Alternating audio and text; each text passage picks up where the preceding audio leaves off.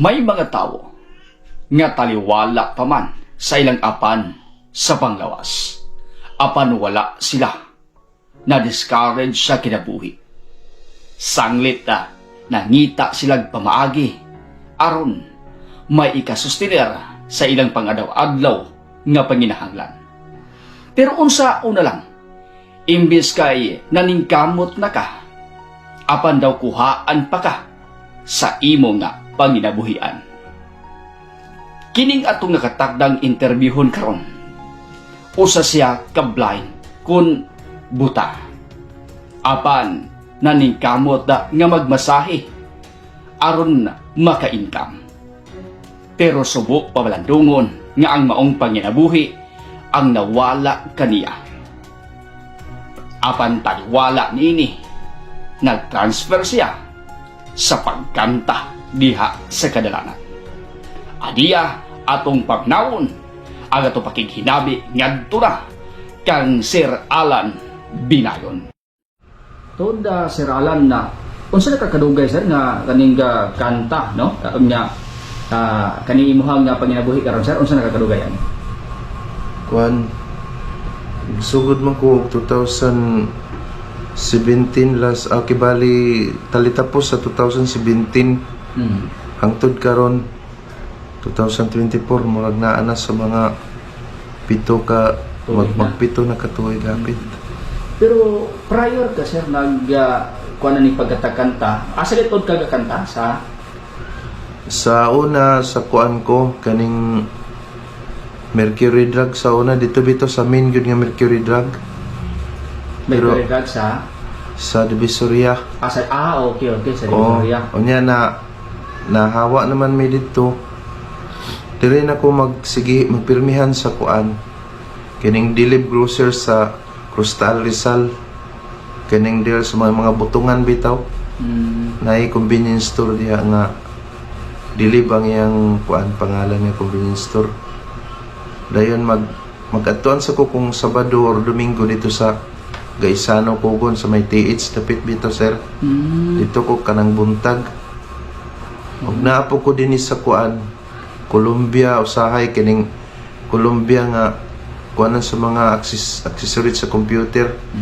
Mga accessories sa computer kanang dool bitaw diha sa Divisoria Gyapon. Sa Divisoria Gyapon kanang kuan kanang buyon siya sa Rica Drugstore o kaning kuan kaning Watson diya napita ng Colombia. Pero ganong nakapadulong ka ni sir ang pagkanta no diya sa dalan unsay ka sa una no sa before ka inaingon ana nga imong panginabuhi unsa ka sa una sir unsay mong masahista ko sa una. Okay masahista. Asa ka dapit ga masahe? Sa Divisoria gyapon sa park sa parke. Nganong nagbiya ka sa pagkamasahista sir? Maisgutan tamang gyud ang kuan status sa una sa kibali maapil ang mga politiko ni sir ba kay sa una gyud sa nagmasahe pa mi ang nagbutang gyud sa amo diya si Mayor Imano gyud Dongkoy Imano. Dayon sa pagkawala na niya sa posisyon gipapahawa mi diya ni si kuan naman rin nakapuli ato si Mayor Oscar Moreno. Di man siya gusto ka nang naay magmassage diya sa Divisoria di papahawa mi tanan. Gitaguan mi dito sa amphitheater sa kaning dito na sa Ubos. Kipasuok na mi dito. Sugod na sad mi sa sinugdanan nga way kayo mga customer, mingaw kayo. Motong imbis na anda na unta, dagan unta mga kuan. Iyan na sang kuan. Iyan na pong ipabalin dito sa Barangay 40. Kaya dito na sa kuno na mas grabe pag kahilit dito. Di na discourage ko, na diskuray ko sir kay ano may klaro ang kuan dito sa massage. Di kuan na lang ko nga kadesisyon na lang ko nga magkanta nga hilig mo sa kanta gyud. Kaya ako lang gisulayan kung unsay kinabuhi isa kana magkanta na maka-income man gyapon basta magkugil lang gyud. Pero kinsay nag-inspire sa imo nga ana magkanta na lang ka nahitaw nga nagkuan sa imo nga nag-suggest? ako ra gid sa akong kaugalingon sir og tingali gi basig gi kon sa tingali sa Ginoo sa ako nga manalay akong lain nga opsyon kan second option na lang ako kay kuan man wala na magiklaro ang massage unya okay man sab ang pangi ang kuan ang makita basta maayo lang gyud kanang magkugi lang gyud. So mo ni kaning kuan sir na karon mo ni mong gamit no kaning Kining speaker. may speaker. Oh. So kaning speaker imo ning gipalit. Oh, sa pormero ani sir na ako ikaw galingon nga gyud nga speaker nga ako gyud. Na timing man to nga wala tarungan sa technician bito nga naay gamay lang nga diferensya gyud. Gi tiwasan may daot sa technician wala na maayog tayong ba na nasamot ni noon siya ka wala na yun ay pulos nga kuan daghan na nun siya daot nga ambot yun sa to nila pag ayo nga na daot na may nagsamot nakahunaw na ako itong pag pandemic na gyud na grabe na gyud ka lisod na na kuan ang ko sa Ginoo to nga naiyag akong isa ka classmate dili gani na ako siya close gyud nga classmate nakita ko niya nga nagtindok dito sa Lourdes kay gikan ko to sa Kalaanan padulong ko dinhi sa Nazaret. Iya kong nakitaan nagsakay siya sa iyang sakyanan ba sa iya tong mama ko nung sakyanan siya naggamit ato nag-drive. Iya ko nakitaan.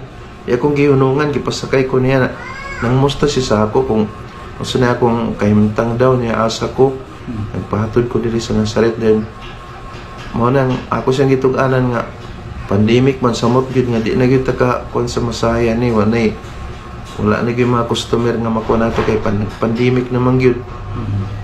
Yang gi kon sa ako nga yang gi-offer sa ako nga yang chatan ng among mga classmate tanan nga kuan kay papangayuan og tabang ba sa ako mag ambag-ambag sila og kanang tabang para sa ako then gipa pili ko niya kung say akong kuan kasba nga akong pangayoon or unsa ba akong giunaw na kung kasra akong pangayoon tinuod na makatabang gyud sa ako pero mahurot lamang gyud na sa kadugayan akong gasto nakahunaw na lang ko nga magpalit na ko naging speaker para mulungtad pang iyang kuan sa ako maka-income pa ko din magsige pag gyud og kanang kuan sa ako ang grasya ba nga makakuan pagyapon ko kada adlaw maka-income ko mao na ni karon ng sa ako ni mga classmate nga tabang nga sa ako kining speaker nag-eskwela mo ko sa una sa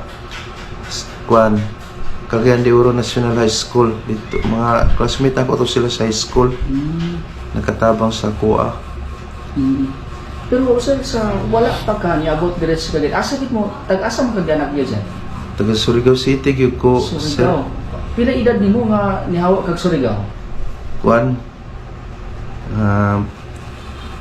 30 mga 33 akong edad ato sir 33 anyos nihawa ka sa Surigao dayon tungod man gud to sa kalisod na gyud dito sa amo dayon namatyan sad mi akong nanay na namatay na mao man gyud nag-atiman sa ako to siya na nahimo gani kong independent ato di inom ko ka kung sa mo galingon kay siya tanan ang maglabas akong sinina magpakaon sa kuha na mo tong pag langyaw na nakog laing dapit naka tuon ako kanang panglabas akong sinina nagkakuan ako sa akong galingon bisan tuod kong mingaw nga biyaan to na ako akong among lugar pero sa laing bahay nakatabang yapon sa ako nga mahimo kong independent nga kuan makahimo ko pagbarog sa akong kaugalingon ba pila edad mo day karon sir 55 na ko sir so taon gid ka dire sa Cagayan de Oro sumutong una nimong trabaho dire sa Cagayan masahista gid ka mutong nga paguman sa atong pandemic ni pahawa pa dito sa Visoria mao nang dinhin lakas pagkanta pero kini karon sir no like, pero before pa tong pandemic sir katong pag clearing gid ni Oscar Moreno sa kuan di Visoria wala pa tong pandemic daan na to niyang gi kuan sa mga lisod-lisod na may daan na to sa pag kuan sa among trabaho nga massage wala ni klaro to nga among panginabuhi ato sa wala pa tong pandemic daan na gyud may nagkalisod na daan sir Katong time sir nga wala pa mo gipapahawa ni si Bisuya, may untang income. Mayo gitong income sir. Amo ganitong yung kuan gihangyo sayag maayo dito mi sa City Hall sa iyang opisina.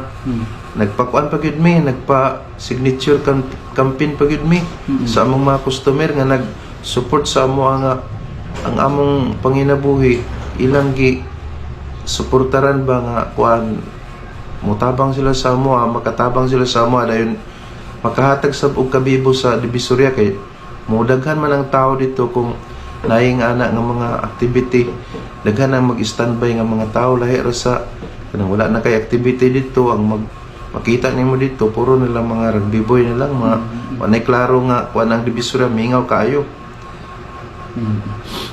So karon sir no, ikaw ra gid usa nagpuyo rin din sa imong boarding house. Oo, kuno lang gyud sir. Pero ako nakita sa medyo lugod nun siya, but gatatulog ka asa ka maghigda?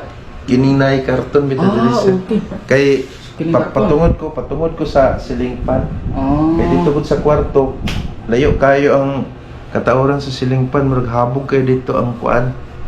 Dili masayon og tauran dito. Pero nakaikat ka dito sa imong kwarto.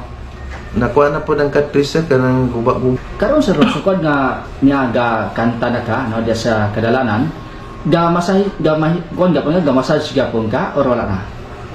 Gamasa sa gyapon ko sir kung naay mga home service na lang or moani dinhi sa akong boarding house.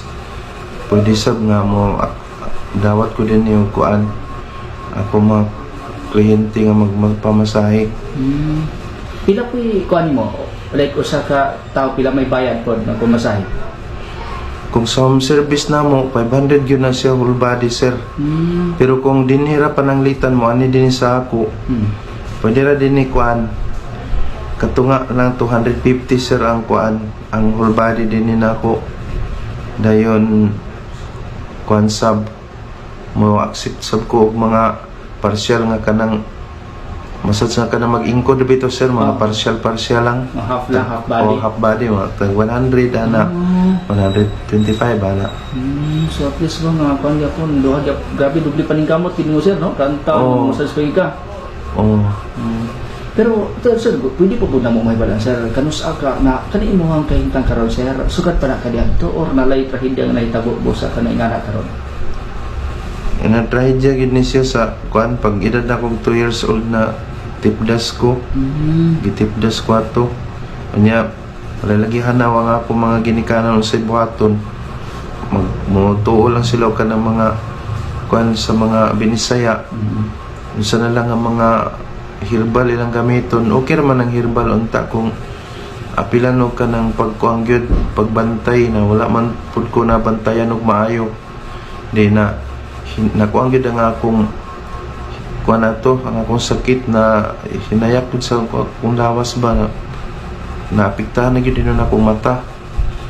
Wala pa man sagoy immunize sa tunga panahon na sa among panahon gyud sa mga bata pa mi. Minus pang immunisasyon na to. Pero karon sir no, unsa kay pinakapangandoy na pa ba kay kuan ron? Si pangandoy gyud kay nimo sir nga maabot karon. Duwara gyud nga akong tuyo sir nga ma-plaster ko sa akong gipuy-an. Ma-plaster na ako akong balay dito sa kalaanan dito na gyud ko ma-plaster ko sa akong kaugalingong panimuyo gyud. Hindi na ko mag-ingani mag-abang tungod lamang gud ni kay minus pa ko kanang kuan karon wala pa ko kayo nakatigom dayon ang akong kuan balay kung mag-standby ko dito ko mag kuan init kayo ni kaadlaw maglabad akong ulo sa kuan kay ang adlaw bitaw musibaw dito sa akong ato pang kainit yun kuan mo nang dili ko ka standby dito adlaw. Unya isa pa sa kinanglan akong plastaron ng yang mga kuan ato kay pinadagan mo gud ang pagkatrabaho ato sir dili kayo lig-on ba. Nang akong gustong palig-on gyud kuan sakto gyud nga pagka-plaster nga akong kuan dito sa balay og ikaduha sab na akong kuan na minyo pa unta ko kay para lagi ko ikauban sa kinabuhi na ako. Kay lisod ni mag-inusara to sa tibaw kinabuhi, sir. Pero karon nakaiyaw. Wala Pa. Pero before nakauyaw. sa una, oo, na ko yung kalibin pa gani sa una. Pero wala mi na kuan nato kay lagi mga kuan nga di mi makasinabot. Na sangkor gito sa panagbulag ra gyapon. So kung hapit na ra bang Valentine's Day, so mayroon tag makakita ka. Oh, good, sir. Sige sir, unsa imong gusto pud nga ihatag nga mensahe sa tong katawhan nga naglantaw karon? Oh, alam sa imong mga viewers karon, sir, sa imong sa nimong vlog nimo, sir. Oh, ako si Alan Binayon, isa sa mga na-interview ni Sir Sin, magdasig sa tanan nga makatanaw sa iyang sa ni sir sa imong vlog.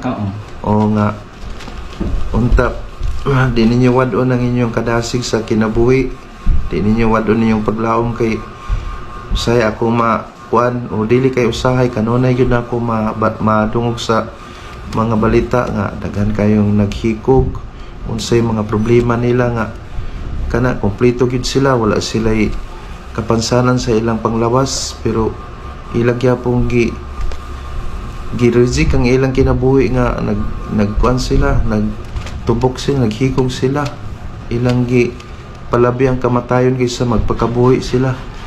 Na kami bisan tuod kung sa among kahimtang maglisod na gid kayo pagpakabuhi, pero naningkamot gyapon kami mga mabuhi bisan kung ingani ang among sitwasyon.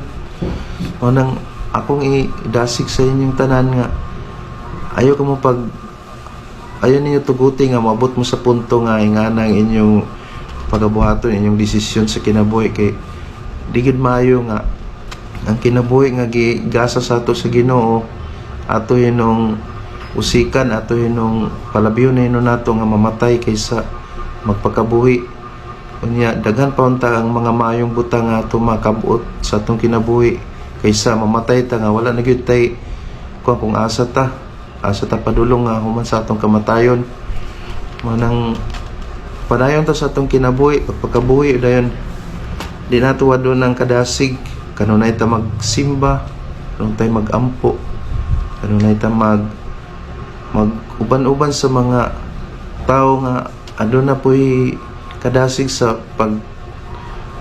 pagpadol sa Ginoo, kay mo gyud nay pinakamayundanon sa ato.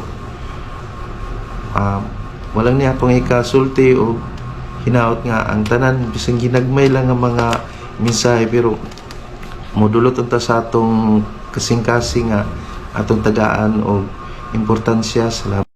Nahimo na nga trademark sa atong programa nga motonol kita sa 5 kilos nga bugas. Isip pagpasalamat sa paghatag kahigayunan nga makahatag inspirasyon ngadto na kanatong tanan. Sir, among pagpasalamat sa masaro nga gitagaan minimong higayon, no? Nga mahinabi ka og salamat sa imong inspirasyon nga gihatag dire sa mua. Dawata sir kining 5 kilos nga bugas, no? Naisip among pagpasalamat kanimo. Sir, daghang salamat. Salamat kayo, Sir Sin.